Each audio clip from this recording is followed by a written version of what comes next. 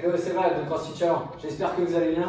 Aujourd'hui, on se retrouve pour la dernière semaine de ballet lifting et on va travailler sur le jerk.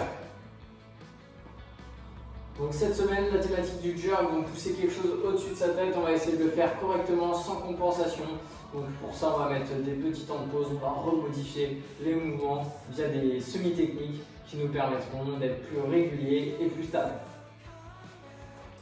On commence tout de suite par la mobilité. Vous allez vous munir d'un bâton et pas de votre barre.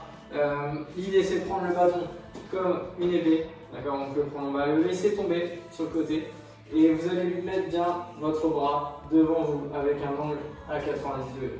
Il doit être absolument devant vous, l'angle à 90, je ne veux pas que ça soit fermé. On est ici et on va basculer sur l'extérieur. On aura 30 secondes d'un côté, 30 secondes de l'autre. Je vais après on va faire la même chose mais ici, c'est-à-dire que j'ai le même angle, mais je vais m'aligner dans mon coude. Et je tire vers l'arrière. Pareil pour finir, je vais chercher à aller coller mon coude près de moi. Et pareil, je vais chercher à tirer 30 secondes d'un côté, 30 secondes de l'autre sur les trois positions.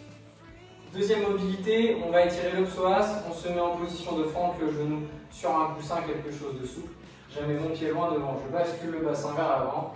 Et ma main qui est côté genou au sol va se lever et basculer. D'accord, et ça doit m'étirer tout le côté. Et si je peux basculer aussi vers l'arrière pour tirer plein de portions du psoas.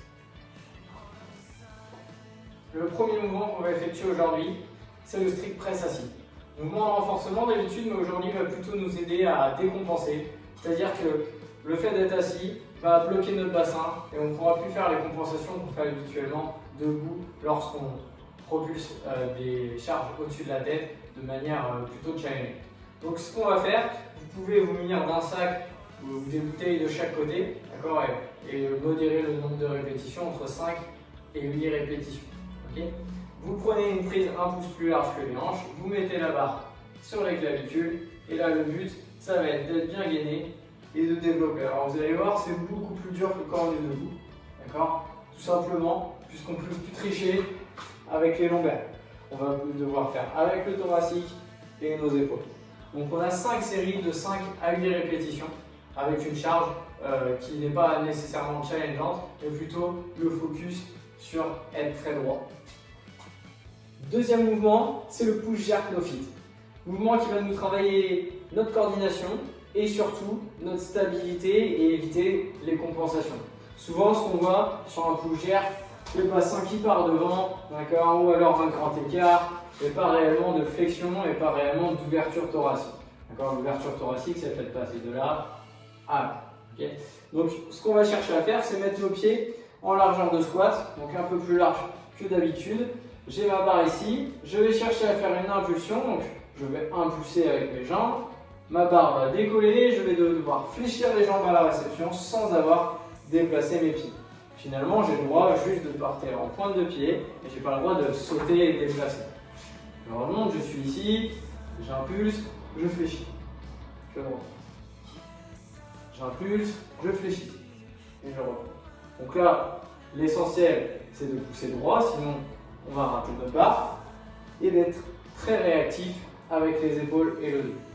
5 séries de 5 à 8 répétitions. Troisième exercice. On va passer sur du split jerk. Le split jerk, c'est le jerk jeté et en position de fente. Souvent, l'erreur qu'on voit en position de fente, c'est les pieds qui se resserrent comme si on était sur une poutre. Et puis, le manque de stabilité au retour des pieds. Pourquoi? Parce que souvent, quand on resserre, et bien après, on tourne le bassin ou alors on pivote et on n'arrive pas du tout à stabiliser la charge au-dessus. Alors, ce qu'on va faire aujourd'hui, c'est qu'on va chercher vraiment à écarter les pieds. Donc, je vais me mettre toujours en position de front rack, la barre sur le clavicule. Je vais faire une impulsion jambe, vraiment largeur de bassin, et là il faudra être assez rigoureux sur cette largeur. Si on est trop large, ça ne va pas fonctionner. Je suis ici et je vais chercher les extérieurs pour le pied de devant et les extérieurs pour le pied de derrière. Donc, je suis en impulsion et je vais chercher les extérieurs. Toujours les pieds qui sont un peu rentrés pour protéger nos genoux.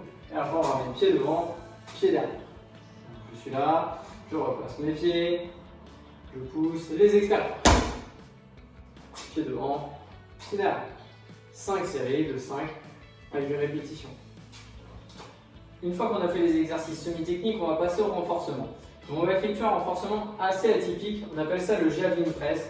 C'est le fait de pousser quelque chose mais comme si on tenait un javelot. Donc si vous n'êtes pas très fort, il va falloir mettre des légères charges. Donc je peux mettre un sac là et un sac là. Ce que je veux, c'est juste que ma barre soit équilibrée.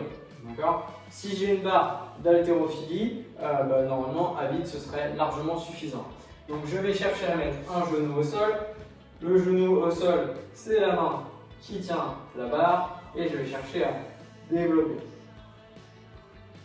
Le fait de prendre en position javeline vous propose de l'instabilité comme ceci. Vous allez voir que la charge elle paraît beaucoup plus lourde à soulever. Ça va nous permettre d'utiliser les bons muscles au bon moment. Et donc on va faire 5 séries de 5 à 8 répétitions par côté. J'espère que cette séance vous aura plu. N'hésitez pas à venir la faire sur Zoom. N'hésitez pas à partager sur les réseaux sociaux cette petite séance, vos questions, tout ce que vous pouvez nous raconter là-dessus. Bonne semaine!